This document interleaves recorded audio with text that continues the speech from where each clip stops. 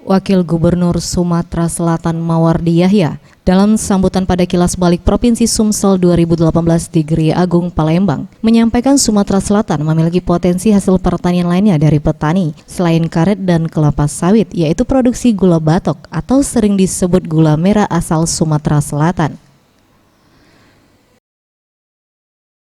Menurut Wakil Gubernur Sumatera Selatan Mawardi Yahya, sekarang di Eropa kebiasaan minum kopi tidak lagi pakai gula pasir, tapi gula merah. Sehingga gula batok atau sering disebut gula merah asal Sumatera Selatan bisa menjadi potensi ekspor asal Sumsel.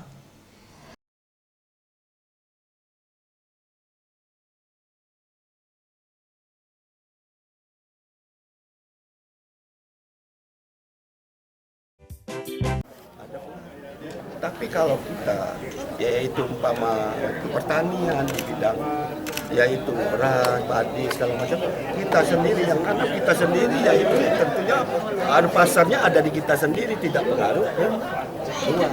Termasuk tadi saya mencoba aren, kita sendiri yang yaitu nanam, kita sendiri yang masak, pasarnya ada di kita. Ini maksud saya. Jadi kita tidak ada ketergantungan kepada pihak luar. Itu yang disebut daripada ketahanan daripada ekonomi lokal kita, Pak. Ini yang kita terapkan sekarang. Bukan kita tidak boleh mengikuti tren, tapi harapan kita ya yang lokal juga yang bisa mempertahankan ekonomi rumah tangga paling tidak. Kan bertitik tolak sana. Melimpahnya produksi bahan baku gula batok dari pohon aren, salah satunya di Kabupaten Banyuasin, dan sebagai salah satu ketahanan ekonomi lokal. Tim Liputan Sriwijaya TV.